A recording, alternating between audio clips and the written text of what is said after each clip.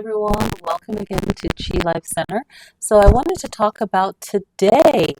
All right, today, special things that we can do today. So we're going to talk about that. We're going to talk about the moon, right? In our meditation, if we can time our meditation along with the moon, it will be so good for our practice. All right, so what I want to talk about in this video is paying attention to, and if this calls to you, you don't have to do it, but paying attention to what sign the moon is in, right? You can tie this into your meditation if this calls to you. And if it does call to you, then definitely join me on Patreon because I'll go more in depth on subjects like this. And also comment here if you want to hear more about this. I will definitely try and do some shorts on this. Today the moon is in Virgo. We were in Virgo yesterday on the 12th, and on the 11th we were in Leo, so that was fun. Usually when the moon is in, and a couple of days before that the moon was in Gemini. So in Gemini, and if that's your sign, you tend to feel very talkative and get a lot of stuff done, right? You feel like communicating. And also when it's in Virgo, because they're ruled by Mercury.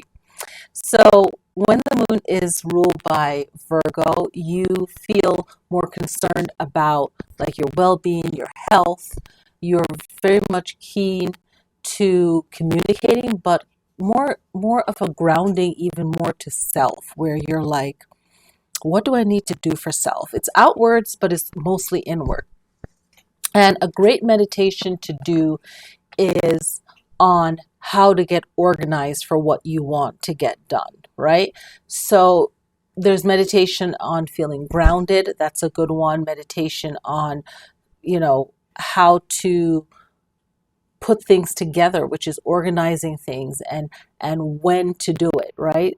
That this energy is very powerful on standing up for yourself and figuring out the solution, right? And it's very concrete, is very firm about it, right? It's not in the wind like some air signs that want to create some form of balance, but then it's hard for them to make up their minds, right? In some situations. So, and this is all very, very general because everyone is made up of different parts of the chart. So everyone's chart's different. So, you're not just your sun sign. So this is just a special video for people who love meditation and also want to incorporate astrology. So I've been teaching this for years and it's really fun and I've seen the benefits of it. When the moon is in Virgo like today, it's a great time to get organized and you feel very sure and very firm about what it is that you want and you just go for it, right? And you communicate that.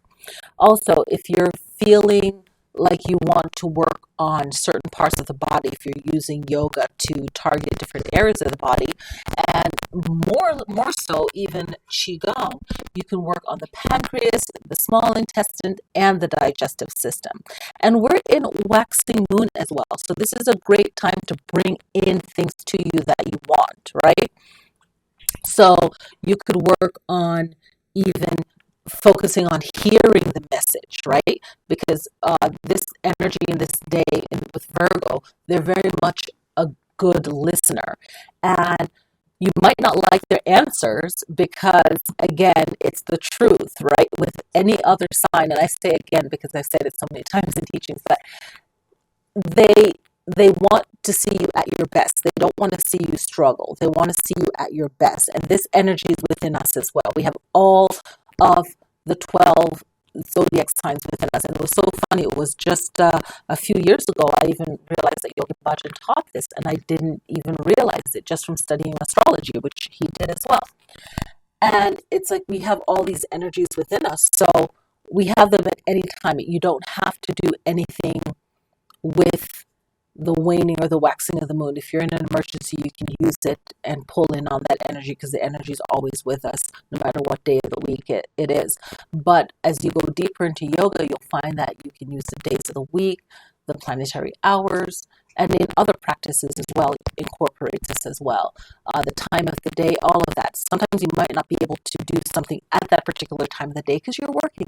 We're all working, and since 2020, it's been just an upheaval. It's just been, interesting for most of us, and a lot of us were pulling it together, right, and finding our new balance again, if you will, our new way of life again. So I wanted to just make this video to let you know that you can tap into the moon phases any time of the day, and it doesn't have to be a picturesque perfect setting like, oh, I'm practicing yoga and I have all these things here. You just need yourself. It doesn't have to be an ideal thing. You can just say, hey, I'm feeling a certain way. Let me just tap in and see what I can pull here.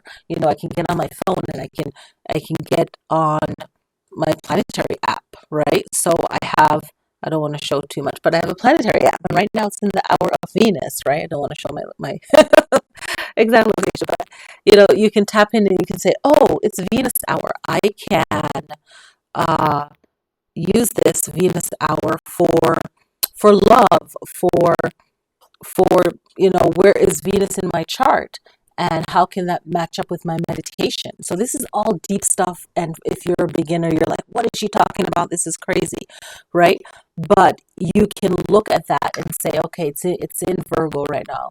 Virgo is ruled by Mercury. Virgo is about feeling grounded. It's a nurturer. It's about health and wellness, right? What else? Let me grab my notes for Virgo, right? Because Virgo is very much, they care about health and wellness and children, and just caring for people. But you might not see that at first because they're very strong in being organized and being efficient, right? And they govern parts of the body as well. So Venus is known for love, it's known for protecting, it's known for beauty and attraction.